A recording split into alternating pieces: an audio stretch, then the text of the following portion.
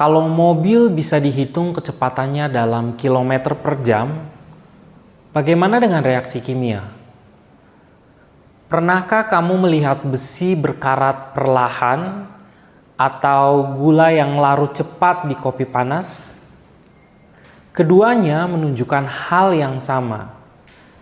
Ada reaksi yang berlangsung cepat, ada juga reaksi yang berlangsung lambat. Nah, pertanyaannya, bagaimana cara kita menyatakan kecepatan sebuah reaksi? Disinilah kita masuk ke sebuah konsep yang dikenal dengan nama laju reaksi kimia.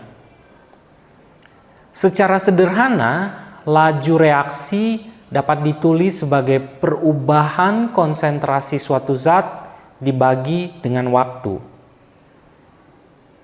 Jika yang kita ukur adalah reaktan, maka konsentrasinya akan berkurang.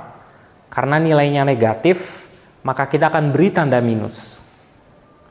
Nah, jika yang kita ukur adalah produk, maka konsentrasinya akan bertambah, sehingga nilainya menjadi positif.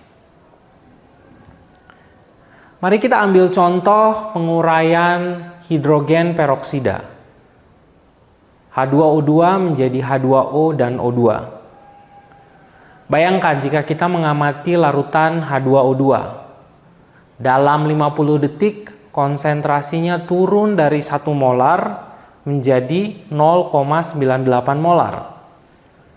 Berarti ada perubahan konsentrasi sebesar minus 0,02 molar.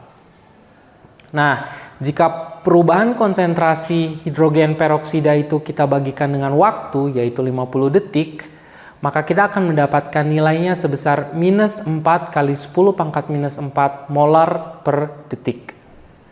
Tanda negatif yang muncul ini karena konsentrasi hidrogen peroksida atau H2O2 berkurang.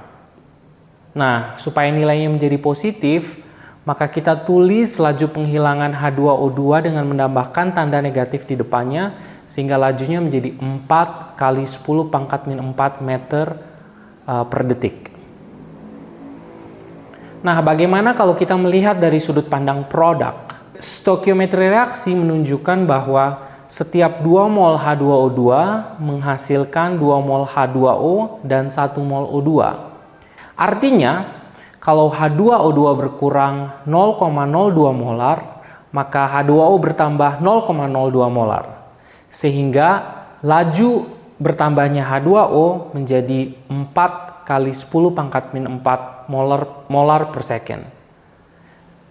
Di sisi lain, oksigen yang bertambah adalah sebanyak 0,1 molar. Sehingga lajunya akan menjadi 2 kali 10 pangkat min 4 molar per second. Semua hasilnya ini adalah positif karena konsentrasi produk bertambah. Tapi di sini ada masalah.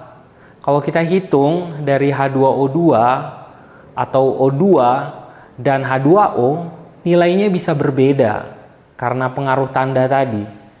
Lalu laju mana yang benar? Nah, untuk itu IUPAC membuat sebuah definisi konsisten, yaitu yang pertama menggunakan tanda minus untuk reaktan. Dan definisi yang lain adalah dibagi dengan koefisien stokiometri.